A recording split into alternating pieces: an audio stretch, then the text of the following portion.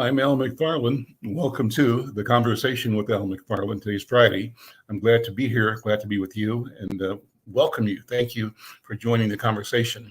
Let me take a minute, as I always do, to invite you to call somebody, tweet somebody, inbox somebody, message somebody, and let them know that we are here. And an important conversation is about to go down.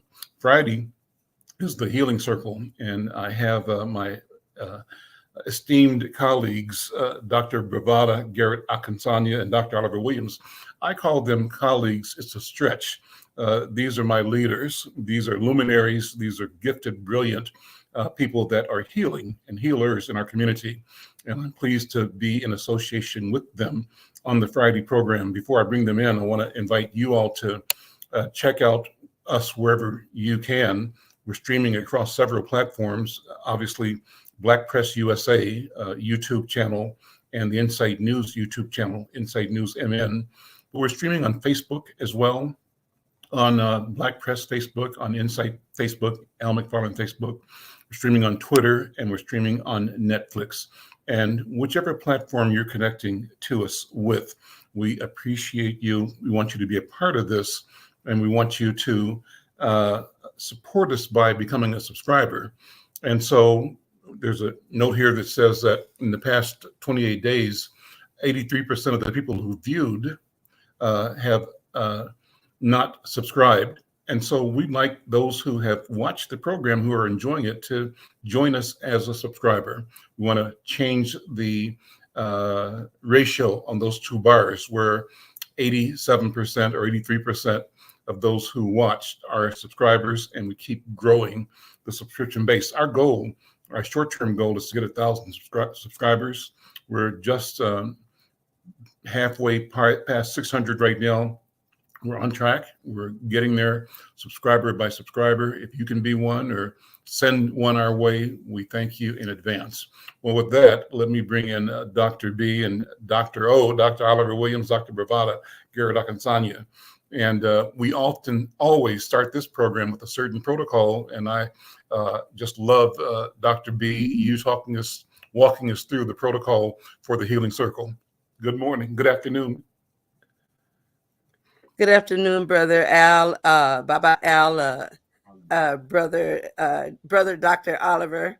It's good to see you as well. As we step into this Friday's Good Friday, and we think a lot about those of us who are Christians. We think a lot about how we got here, why we got here. I saw a quote the other day by Mark Twain, and the quote says, there are two important days in your life. One is the day that you're born. The second is the day that you know why. So today, as we think about why we're here, how we're here, we join each other in circle. And although it's a virtual circle, we as African people create, share, and live in a space of power that is shared. So when we congregate, we join in a circle, because a circle has no beginning, no end, no top, no bottom. Everybody in the circle has equal access to voice and power, which is the center of the circle. We also have the circle because it's a place to honor our elders and recognize that they worked their way, prayed our way into existence. And we are the hopes and dreams of thousands of people in generation. So we honor our elders in this circle. And we honor the elders as we think about our ancestors. And we honor our ancestors because they are closest to our Creator. So in this space where we honor each other, our power, our presence, our elders, our ancestors, and our Creator, we decided long ago as an African people that as we share order and work in order, we have more productivity, we have more peace and harmony, we have more balance. So to achieve those things, we use a talking stick, just like we would if we were in a real circle. But of course, our talking stick is virtual. So the rules around the talking stick is that everybody gets a chance to hold the stick and they can pass if they don't have anything to say. But when they hold the stick, they have voice, they have command over the space. Then, if you hear something and you just can't even wait for your turn, you can ask for the talking stick and it will be given to you and you can give it back to whomever. So, these are the rules or protocols, so to speak, for joining us. And we invite you, our viewers, listening audience, to join us in that spirit of recognizing that we're all connected as brothers and sisters on this planet and that we enjoy this gift called consubstantiation. That means all living things are connected. So we're connected to each other, the earth and the sky, and every living thing in it. And with that, I'll pass it on to Bye-Bye Al. Thank you. I'll take the talking stick and let me pass it on to Dr. Williams. Dr. Williams, so good to see you always. Welcome again to our Friday meeting. Well, I'm glad to be here and glad to see both of you all looking so well. That's good.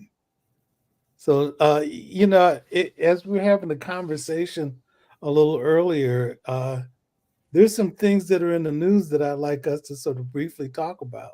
Sure. And to get our heads around it in some level. In particular, Al, can you sort of take the lead with that? Sure. Well, one thing we talked about is the news about the musician Diddy. And I pulled up, we can pull up a story that's running on insightnews.com. And in our newspaper, Insight News, it's a story that is published actually by Black Press USA. Cooper, you can pull that story on the screen if you would. And it's a story by the national correspondent, the senior national correspondent of NNPA, Stacey M. Brown. And I'll just read a couple of paragraphs, but it opens the way. I don't know if the headline is available there. Can you scroll up a little bit, Cooper? Because there's a good headline for the story as well. Yeah. From raids to revelations, the dark turn in Sean Diddy Combs saga. And the Newswire, where the story comes from, says that following the federal raids on the residences of rap mogul Sean Diddy Combs in Miami and New York, the hip hop community remains shocked by the barrage of disturbing revelations surrounding the music icon. Scroll on down, please, Cooper. The story says that the raids believed to be the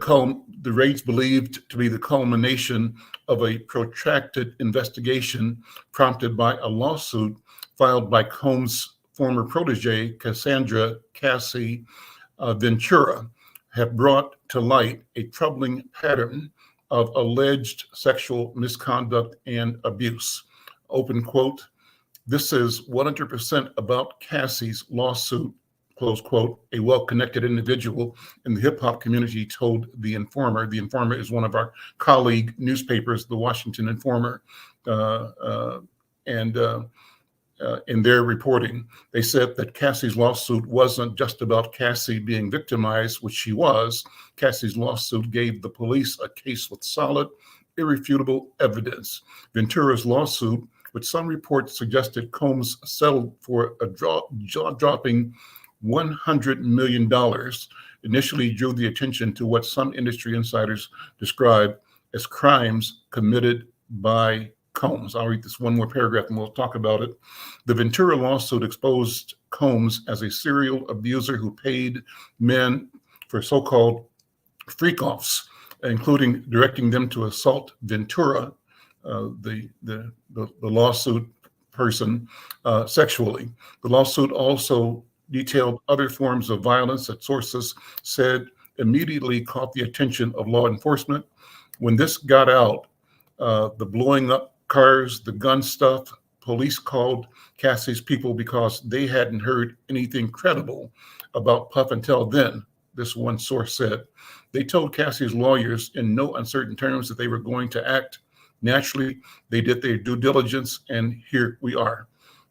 Puff kids in cuffs, he's on the run, and his pretty much, and he's pretty much the modern day O.J. Simpson. I'll stop there.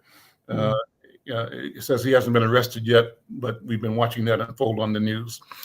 What about that? What does mean? That's certainly shocking, it's scandalous, it's horrific, and it's big news. And what about it in terms of just violence in our community, sexual violence? What should we be talking about and learning about as we watch this case unfold? Dr. Williams, I'll hand the talking back to you.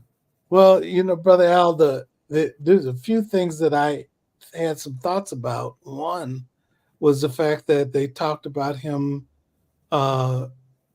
being sexual both with men and with women. And another thing, I mean, I guess 50 Cent was trying to identify some things that he could talk about with regard to P. Diddy Combs. And then there was another performer too, I forgot who it was, but who was also making allegations associated with it as well. And it's gotten me a little bit confused, about what's going on and what are we supposed to believe.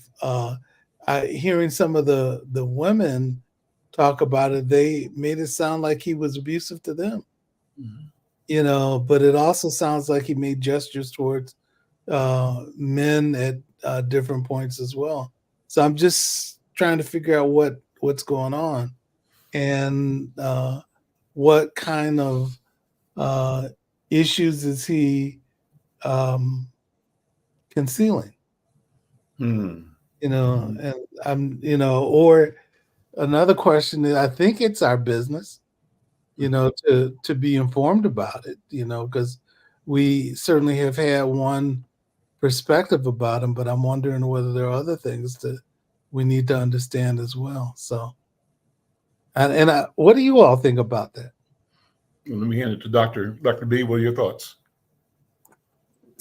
I have to be honest. The first time I even saw it on TV, I was like mad. And I didn't know if I should be angry because maybe he didn't do it and why are they just not saying it now? And then I was angry because, there's a whole community of people around him. I even asked my husband, I said, didn't he used to go with J-Lo? I mean, somebody would have known he was like that.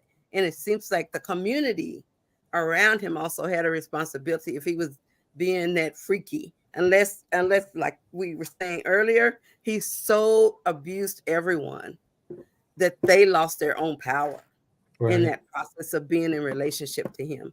So, and the only way I can see somebody being that sociopathic, which is what it is, what they're describing, is that they have a long-standing life of injury that's never been addressed, a long-standing life of mental health needs that's never been touched. And so all of that goes on in my mind. And then, of course, being in America and being a very, very, very rich Black man, it already puts a target on your back. So you ought to know that in this society, when you have money, they're going to try to follow you. They're going to try to see a way for them to take it away from you. So I all those thoughts have been through my mind, just all of them at the same time, just rolling around going, this is just a hot mess. That's my final conclusion and a diagnostic assessment. It's a hot mess. Yeah. Well, I'm just confused about it, and I don't know what I'm supposed to think, or how I'm supposed to react to it, other than the fact that he's a person that's had some standing, and certainly some visibility, and then noted as having influence over people's careers. And was he harmful? Because that's not the image that we want to, portray to the community and all. So those are, some things that he shouldn't be harmful to people. Well, so I come to, think about this situation as it's unfolding and remember Bill Cosby, more recently the Chicago stepper, what's his name, R. Kelly, and I'm wondering, then I'm interested in making sure that we are, expansive in our look at this situation in the culture, in society, and not how do we avoid this behavior being a condemnation of all Black people. Right. That's the question. And how do we isolate or identify or look at individuals or people or processes that facilitate inappropriate, illegal, illicit, dangerous, immoral Right. behavior and the consequences thereof? And how do we be bold in addressing that without condemning the entire community, the entire race of people? Because that's part of the burden we carry that you were addressing, I think, Dr. B, that when things happen too often, it's like when we hear about a mass shooting somewhere, between us and among us, I believe the first thing we think, if we don't have a picture, is I hope they weren't Black. President Kennedy gets shot, 1962. I hope he wasn't Black. And that's what I felt. And I was probably a 10th grader in high school, right? And I remember the feeling. I remember when I remember watching on TV. And so there's this fear of just being and just existing, that a number of things can trigger massive reprisal against our community. And so that goes from fearful of an activity that somebody commits or is alleged to commit it, but we know that could lead to what? Rosewood. It could lead to Black Wall Street. It could lead to New York and Detroit in the 1918s, the big race riots could lead to Duluth, Minnesota, Right. when the circus workers were accused of something and the race dynamic kicked in, and two things happened. One, there's a sense of condemnation of the entire race, but then the justification of the wanton and illegal and wrongful murder, hanging of a Black man. So let me stop there. So I'm trying to, should we link all that together? Is the way to separate that? Because even with those systemic failures, none of us can or wants to accept or allow or apologize for negative behavior that is alleged in this lawsuit and in the activities that led to the search and that may lead to further legal activity. Dr. B, what do you think? And that's kind of my general framing of the entire thing. What are your thoughts, Dr. B? And sit back to you. And I think her camera is frozen. So Dr. Williams, I'm gonna hand it back to you. Okay. Yeah. For me, one thought is just what as I mentioned before, just what to think about it. I mean, on the one hand, I see this information and I want clarity about it, because, somebody that's certainly visible on a regular basis, but, there are positive things that he's done, historically. And which is interesting to me when I hear the story about, I met one of the women in California that Bill Cosby was allegedly sexually assaulted. And she talked about how a lot of people didn't believe her and she was pushed to the side. Mm-hmm. That was something that sort of hurt my heart, the fact that she had gone through that. And I think she had some people that distrusted her because she uttered the fact that she had been a victim.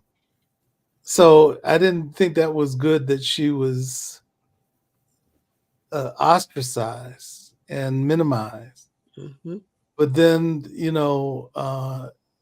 David Chappelle gives a rendition about Bill Cosby too. And and I was watching this thing that they had about the behavior at the Playboy Mansion Mm-hmm. and Bill Cosby's, and then they mentioned Jim Brown's behavior at the Playboy Mansion. And it wasn't something that was acceptable, in terms of things that we heard.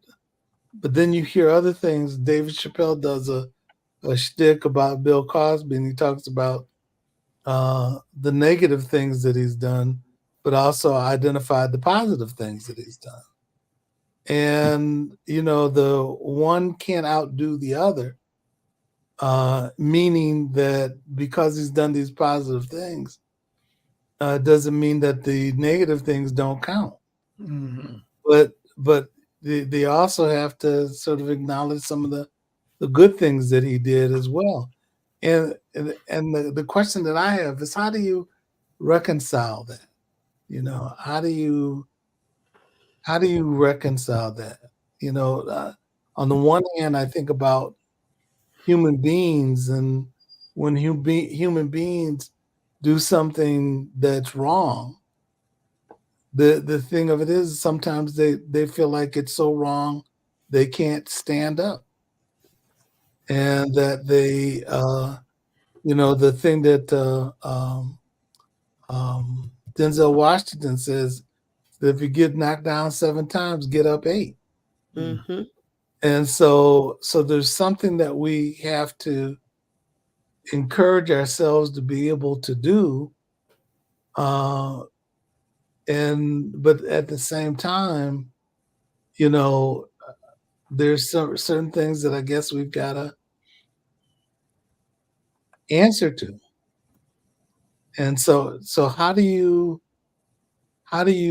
on the one hand take responsibility for the bad behavior that you've had, but then on the other side, how do you end up reconciling that to be Hello. Hey, Joyce Marie, are you having trouble getting in? a reasonable person and contributing to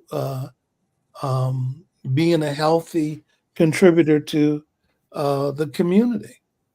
And I think those are two important conversations to have. Because on the one hand, I want to encourage people to do things and do the right things and not feel as though they're stuck. Mm-hmm. But at the same time, I think that we have to take responsibility for the things that we do that are improper and that are wrong. Dr. Let me V? try to stick just as, oh, thank you. Woo, this is what gets me. When is it enough? Two. When do you have enough money? When do you have enough friends? When do you have enough mansions? And why do you have to not just traffic people, but find other ways to soothe your sense of self? And so my question is always around, why did he have to do it? What on earth was in his spirit and in his psyche that he made him think he was all right, and or that was all right? Or maybe Right. he knew and didn't care, but he always had such a positive public image. Mm-hmm. And you never know what happens behind closed doors, but that's a degree of problematic thoughts and processes and actions that Right. should have been noted long ago. Right. He's been doing it that long. What kept the secret? And that's what makes us sick as Black people, when we hold on to not just personal secrets, but public secrets. When we all know this is happening and none of us do anything about it. Right. So what's going on with our sense of I am because we are? And if we thought about that, that's a part of our own body of Black consciousness that is being unaddressed. So that means that there are areas where we have woundedness, and we're not addressing it, and we don't take responsibility for addressing it. My brother Naeem Akbar would say that's a part of the alien self disorder. We don't know who we are anymore. So we practice like white folks supposedly do. And that's, I look after me.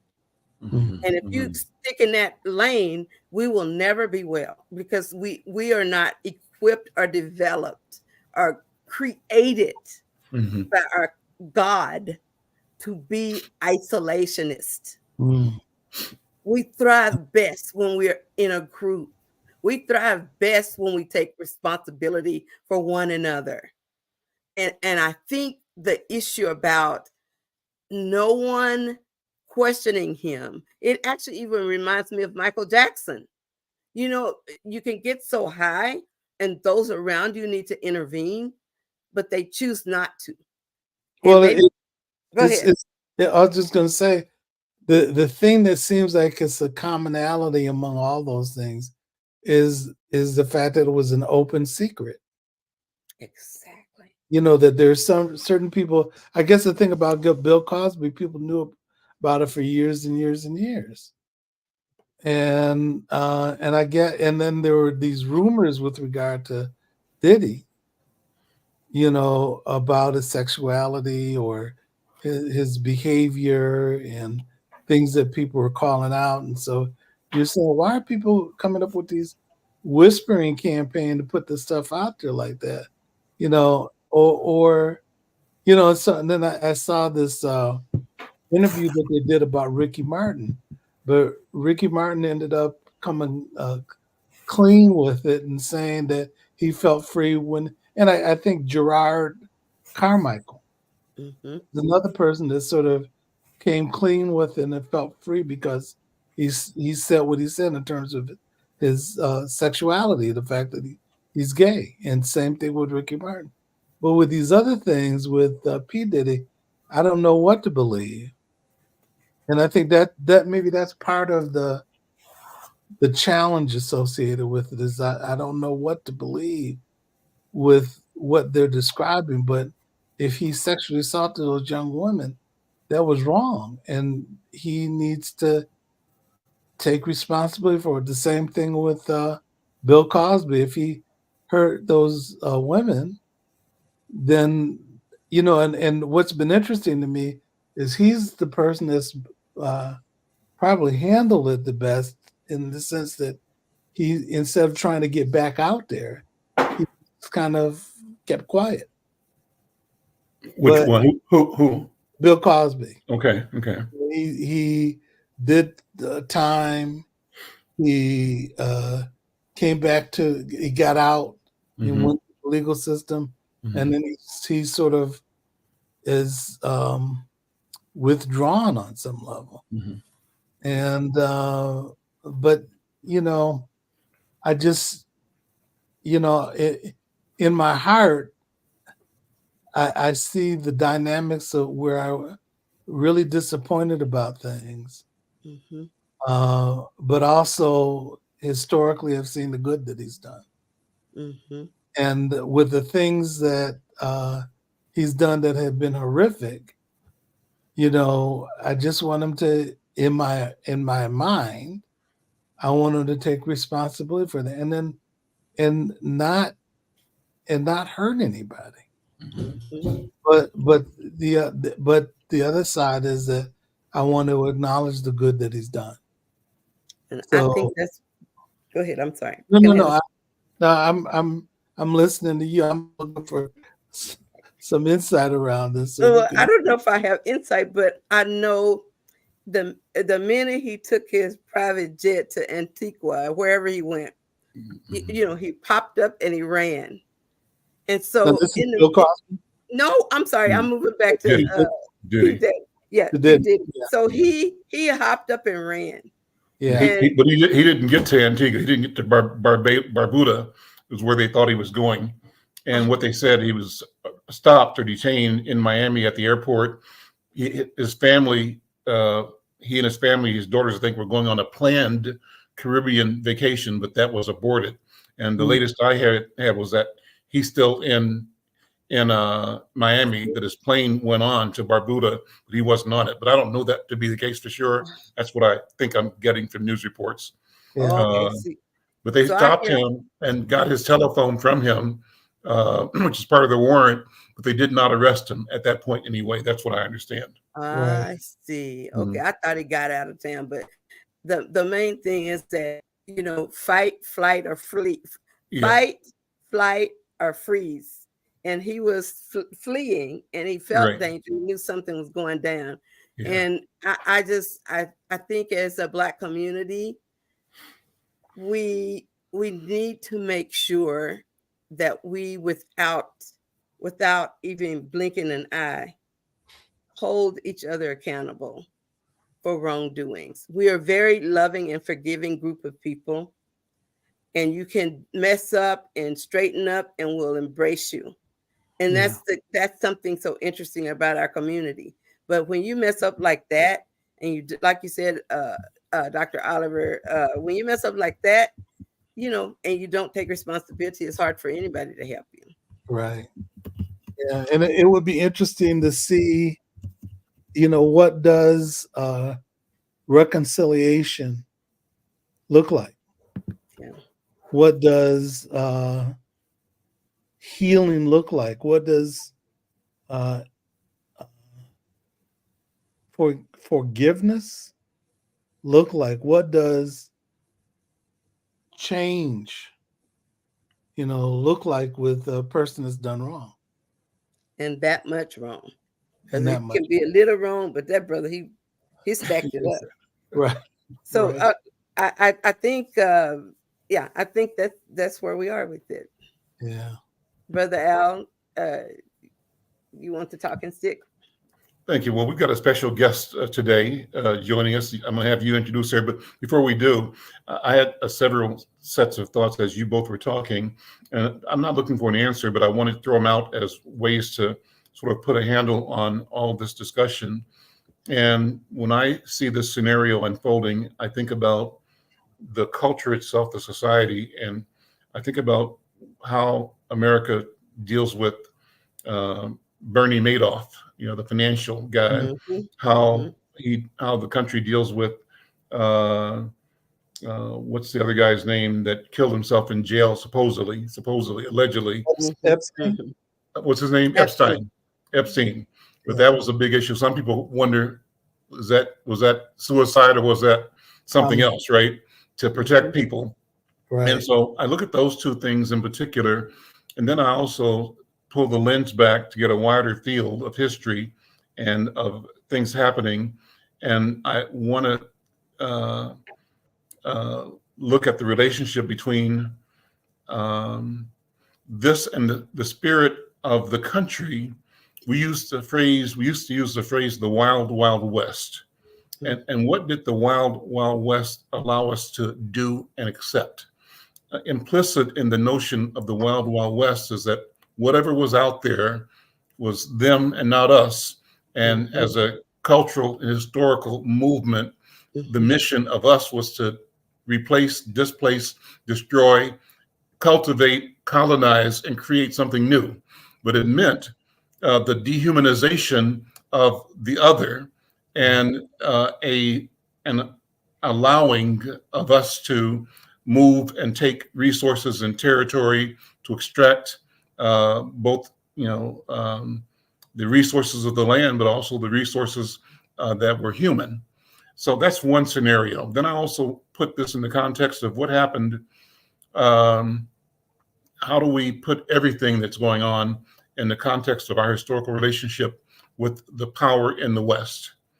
As African people, we're here generally not by choice, but by the course of nature. Maybe it's divine at one level, but the experience of the transatlantic slave trade, not as an excuse, but as a reality. Right. And what was culture's take on what happened, and how has culture, and the question becomes whose culture, right? From what point of view, allowed us to organize a way to keep moving forward or moving somewhere, and to not be responsible or accountable to all the murder, the genocide, the displacement, the theft of life, of liberty, and of mineral and land resources that our society and culture, not just the US, but Western European culture. But if I say that and walk down that track, I want to also say that that's not to excuse African culture or African people or Black people at all. And then when I shift my thinking there, I think back to the movies, like in either, say, Roots, or even the movie that Jamie Foxx was in. What was that called? Jamie Foxx's movie, slave movie? Shango, Django right? Unchained. Right. Shango, and also the movie 12 Years a Slave, where the depiction was when, somebody white was physically abusive, whipped with a whip to a Black person. Black people had to stand around, at least according to the movie, and witness. And you would think, by their silence, co-sign that activity. So all these things go through my mind. What does it all mean in the arena of accountability, Dr. Williams? How could, what could and should have been a response? And you can play armchair quarterback, all you want, but the reality of what they were going through at the time is the real reality, So those are just things that I bring up, and I wonder if we find ways to accommodate and organize all of that into a grand drama of what it means to be a human being, and how do we find both redemption and possibility for healing for everybody, because all of us are in this thing together. My point of view. With that, let me pass the talking stick back to you, Dr. B, to introduce our special guest. I am happy to do that, and I think this is a great segue into looking at Black pain. Mm-hmm. And I'm introducing Dr. Joyce Marrie. She's the executive director of Crossroads Panorama. She is a art therapist, drama therapist. She does a lot with youth education through the arts. And as CEO of Crossroads Panorama, she's gone throughout the country, and especially in our communities, teaching about health, wellness, and trauma. She's worked a lot. I've just been magical to see what she does with children and giving them an opportunity to claim her voice. So today she's joining us as Sojourner Truth. And as an actor who has studied Sojourner Truth, she's going to give us a glimpse into Sojourner Truth's world, her trauma, her recovery, and her thoughts on some of today's just modern problems. I would love to hear what she thinks about this P. Diddy situation that we're talking about today. So let's say with all of us happy to see her, let's welcome her to the show. Sojourner Truth. Well, hello, everybody. I'm so glad. I've traveled a lot through y'all's technology here. And I'm here, though, and I'm glad to be here. So I'm just, I just was thinking, I said, this is a great topic. Trauma. That's what you say. Mm-hmm. So, Miss Truth, we're so glad to see you. And we know that today you had to go through the modern way of communicating to get here. But you've gone through a lot of hard times. And can you just tell us just a couple of minutes about kind of what you've been through and how you got here? Well, as I think back, as a 9-year-old, I was sold into slavery, and that was a lot of trauma. I mean, I stood there on this block they put me on, and they had snatched me around, and I tell you, my clothes were half ripped off, and I stood there crying. And Mama is standing there, and why is she not doing anything? That's what I just felt her, but she's standing there crying, and I thought, what's going to happen to me? So that was one of the things that I was traumatized. And trying to find my way, and then put in a wagon and taken off, and mama crying out to me and saying, God be with you. And I think about that today. What goes into a mind of a child when she's taken off somewhere and not knowing where she be or where she's going, and the suffering of a 9-year-old at that age. And that was one of my traumas. Mm. But I pushed through it. Mm.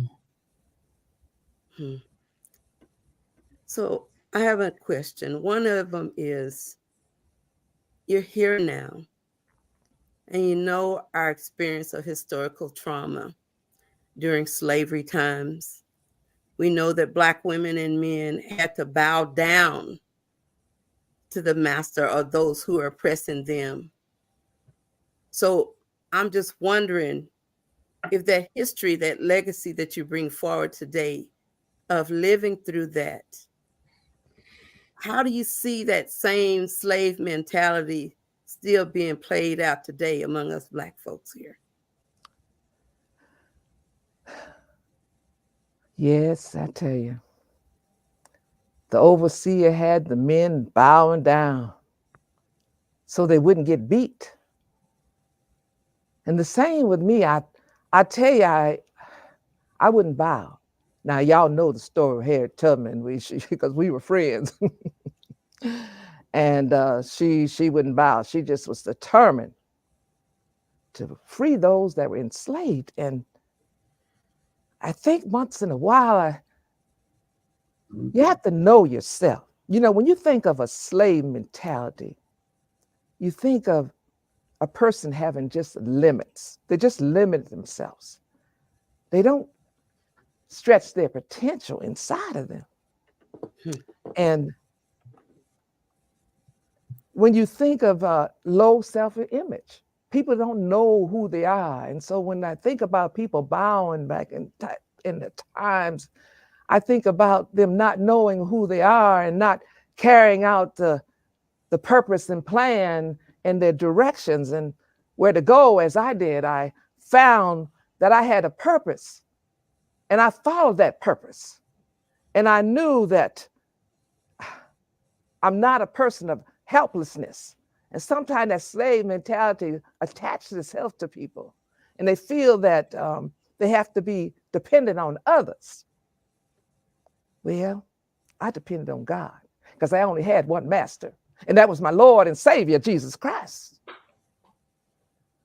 So you see that slave mentality today, and some people don't walk in that dignity. And like I said, their purpose. Yes, as I recall. Thank you for that question.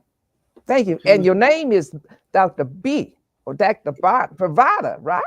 Yeah, that's it. That's it. Yes, ma'am. That's my name. Yes, yes. All right, yes. You can ask me a question because I'm ready for you. I'm ready for the questions because, honey, I traveled a mighty long ways to get here. And it's so comforting to know I'm among friends. Mr. Yes, you are. McFarlane, Mr. Al McFarlane. Yes, we've known him for a long time. And our other guest here. Thank you. Dr. Williams. Yeah. Dr. Williams. So one of the things that we all know is that you fought your whole life trying to teach people that they have a right to live a healthy life. And I love what you just said a minute ago about not assuming that slave mentality, claiming your own body back. And we had this disease, you know, the pandemic that we call COVID-19, and people think it's over, but we are still dying from it because some of us still won't get a shot. Some of us still don't think it's serious, and we feel like we don't have a right to get access to help. So what do you think about how trauma affects how we treat our own bodies, Mr. Joyner? How does that affect us? Well, medical. It's mentioned medical. Well, back in my time, we didn't have medical like that. And if you did, you had to have some money. We did a lot of methods, some methods that, home remedies. Yes, to pull us through. And then we had midwives. And I remember when I was birthing a child, and my experience there, again, it was such hardship. And the loss of that child, carried that child, and I lost my child. That was traumatizing. Yeah. But I had to depend on my fellow members there, other slaves, to bring me through. And sometimes women don't talk about it. I remember I was working, and I had just got beaten, and the overseer just watching me. And you had to hold the pain inside of you so that you wouldn't get another beating if you cried. And I think about the women not taking care of the bodies. You see, you have to eat right. If you don't eat right, you don't move your body, get your body moving and walking, and sometimes in your grief, sometimes in that pain, you have to walk or stand still and meditate and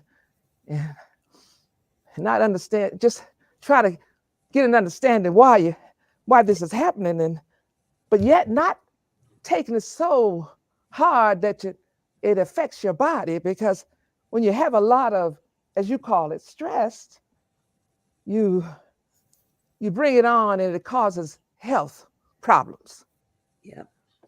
Well, we had to fight among ourselves so we wouldn't die from a sickness or some kind of disease, and just tie a rag around it. Just tie a rag around it. You know, that's all I did. And I tell you, it was nothing like having those women to talk to and those quiet times. And when you couldn't express, the women today need to talk about it, need to tell their stories, need to move forward and be still. Listen to the voice for your body. So we understand that when Black women lose babies, that it is traumatic. And now today in America, we know that Black women, we're 2.5 times the rate. We lose our babies 2.5 times the rate of non-Hispanic white women or Black women or other women. And the rates for Black women have been so much higher for losing our babies than it is even for white women or Hispanic women. So now we do have medical support, Miss Truth, but we don't always access it. We kind of say to ourselves, it'll be all right, and we don't get help. So what would you say to sisters today? Like you just said about be mindful of your body, but they got the help. So what would you say about them getting the help when they need it? Well, cheering, and that's what I call them, cheering, everybody cheering. You only have one body, and you need to take care of that body on your journey. And because the road of healing, I would say, is unique to everyone. You need support and self-care. People who have experienced trauma, need to build healthier relationships. Exercise. And I know that when you're unhealthy, you have a hard time with coping mechanisms, and so you have like that stress that grabs you. You have to be able to release. You have to be able to release somewhere. And like I said, you have to, you may need to get a second opinion. Sometimes, you may even need to get a second opinion. Don't depend on the first opinion. Go on and search out. Don't just stop and just die. Get up and move. That's what I'll say. And that's what you've done, hasn't it been? Your whole Oh, life, yes. that's what you've been doing, getting up and moving. Mm-hmm. Moving all the time. Did I tell you I met Abraham Lincoln? No, you didn't. I didn't know that. Yes. He would even ask me for opinions and some advice. He would. And I'd give it to him. But you know what he did? He signed my book to Auntie Sojourner. We were friends. He was my friend indeed. Oh, yes. Oh, yes. Wow. Having a friend is very important. A true friend to walk you through. Mm-mm. Well, while you were backstage, we were talking about this guy called P. Diddy. Isn't it P. Diddy? Yes. And he was a rapper. He is a rapper, and he's really, really, really rich. And I don't know if you heard us talking about him being accused, and often sounds like it's up in the air, but it sounds like a lot of it is true, that he was accused of abusing women sexually, financially, emotionally, and maybe even other men. And that he was running this kind of life that's very illegal in terms of how he's treating himself and others. I don't know if you heard any of that backstage, but that's kind of what we've been talking about. So I'm gonna ask Dr. Oliver if he's got any questions for you, since that was the topic he kind of brought up around that, and seeing what he's got to ask you about that. Well, the one thought that I had is comes from a comment from Resma. And he got that from a person that we both know that is in Maryland, a guy that runs a program in Maryland. And he talked to a lot of men who were in turmoil. And the comment that he came up for those men was that to get out of that turmoil, they had to find a way to self-soothe. And so, Sojourner, what I want to ask you about, because you've gone through some things, as you talked about overcoming the challenges of losing a child, but also being a Black woman in society. How do you self-soothe? That's the question that I have is when we talk about people who reconcile themselves. Mm-hmm. On the one hand, they may have done some things that are egregious. On the other, they may have done some things that are meritorious. But in the middle, they've got to find a way to be knocked down 7 times and get up 8. There you go. How do you self-soothe? Well, and before you answer, Sister Sojourner, let me bring in one more voice today, and this is one of our regular friends, Colonel David Rabb is a mental health professional. He's a retired Army mental health therapist and has been regular on the program. David, good afternoon, brother, and let's bring you in. And after this response, you may have a question or comment to make as well. So, Sister Sojourner, I'm passing the talking stick back to you. Well, to answer your question, I have to think about the inner strength that you have to have, the inner strength that I had. And that deep well inside of you being able to to have some resilience. Of course, I couldn't read or write, but I'm saying what y'all saying. You know what I'm saying? And being trapped into, but being determined. And see, I was determined, and I was persistent, and having a positive attitude is very important too. See, a lot of times we walk around here with a negative, like I said, we go back to the slave mentality, and we talk about all these things, and they affect our mind, because we're not advancing the mind. And so I would say you need to be around supportive people, and maybe you need to have a strong support system. Not maybe, but you need a strong support system, and where you have those friends, again, like I talked about, and family. The family is broken apart too, and the children are growing up, and they're entering into some other things that are not productive. And you see, you talk about therapists. Yes, a person that you can go to. I heard you say that. You need to be able to cope and be able to provide encouragement. See, we don't have a lot of encouragement sometimes. When you do these things, it's rich. It's rich inside of you when you do these things, because it emulates and it spreads out. And you see, faith.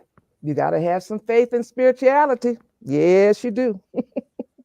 Some people find it in there and some people don't. They just don't go that way. But me as Sojourner, I have to have faith in God, because that's what get me through.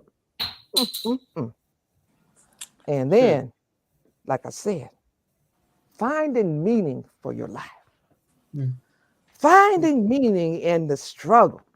Even in the struggle, you can learn, Don't stop learning. In those struggles, in those disappointments, you can have that personal growth and be able to help people persevere. You can bring them along. But that's important, to find meaning. Sometimes in that meaning, we don't know. We just go this way and that way, and we don't know what to do. But again, you got to be still. You got to listen. Thank you. Thank you. Ma'am, I love you. Thank you. I love you. Thank you. And as you speak, it brings out the best in me. I resonate currently. I'm loving this because we are connecting. Thank you for helping us connect through art, through media. You're going across time here. But I know that I believe that you're here for a reason right now in this moment. I feel it. I believe that God is still guiding you through your stories, through your struggles. Thank you for schooling us. We hear you. We see you. Thank you. Well, some of us. That's the problem, right? The problem is that exposure, being exposed to things that are true. You know what? I was just thinking today. Well, yesterday, I just got through a week of jury duty here in Ramsey County. And it was tragic what I saw and experienced. There was a situation where over a span of like 10 years, there was a Black person who was in authority, who sexually abused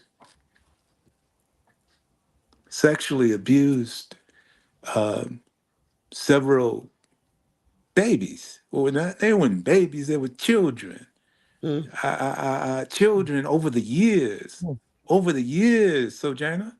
Mm. And when I heard that, and I had to experience it in trial, in the trial, they were trying this person. My heart cracked, Mm. right? Mm. Because the struggle continues, Mhm. Sojourner. Mhm.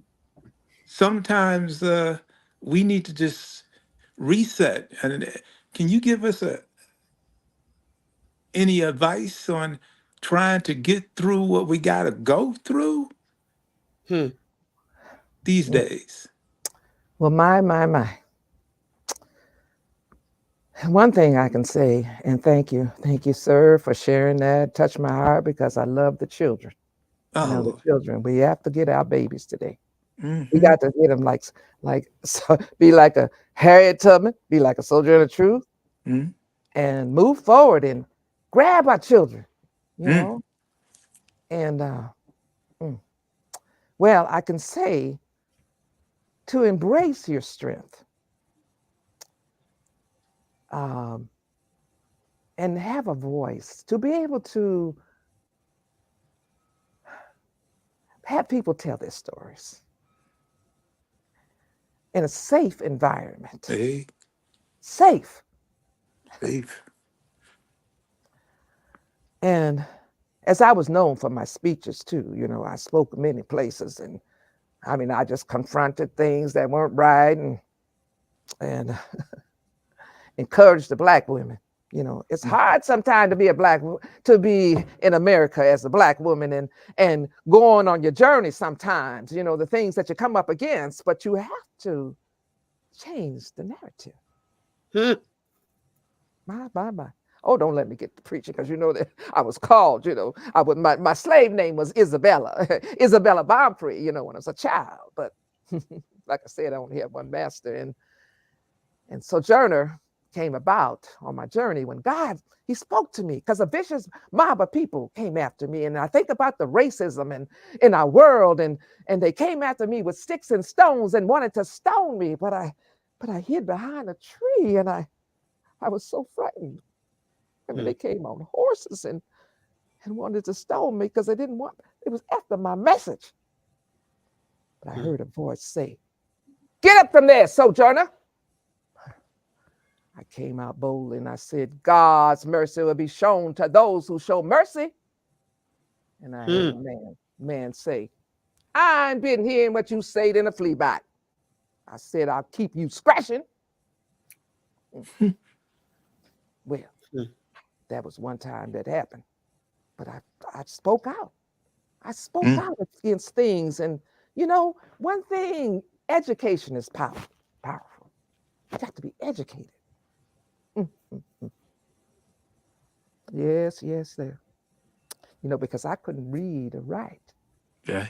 But a woman took a liking to me, and she wrote my stories because I told the story.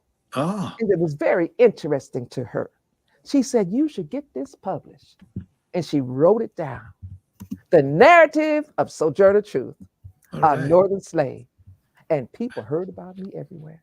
Some of them were happy, and some of them were, they call, I believe y'all call them haters. This Yes, is true. indeed. Yes. So that was a very interesting time. So I heard you say, I don't know, I heard this voice say resilient, something like resilience. Yes. Well, you got to have some resilience. Bounce back up. That's what I do. Sojourner, Mr. Sojourner, I want to thank you for coming in today. And I remember your speech called "Ain't I a Woman," where Mhm. you told us we all need to vote. And Mhm. today, that resilience, it still lives in us. And I'm so grateful that you inspire us in everything you say and do.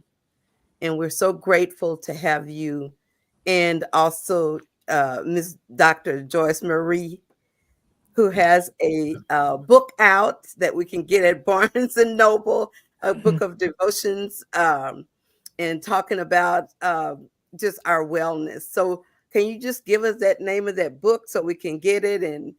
And we have to wrap up for the day, but what's the name of that book? So I'll be Joyce Marie now. The name of the book is Breaking the Chains of Trauma, and using the story of Sojourner Truth. It's a devotional, 30-day devotional for women. Thank you so much. Thank you so much. Let's give her a hand because she's awesome. All right. Thank you. Well, Thanks for coming to the Healing Circle. yeah. And now we'll move on to a program we call the Recovery Room.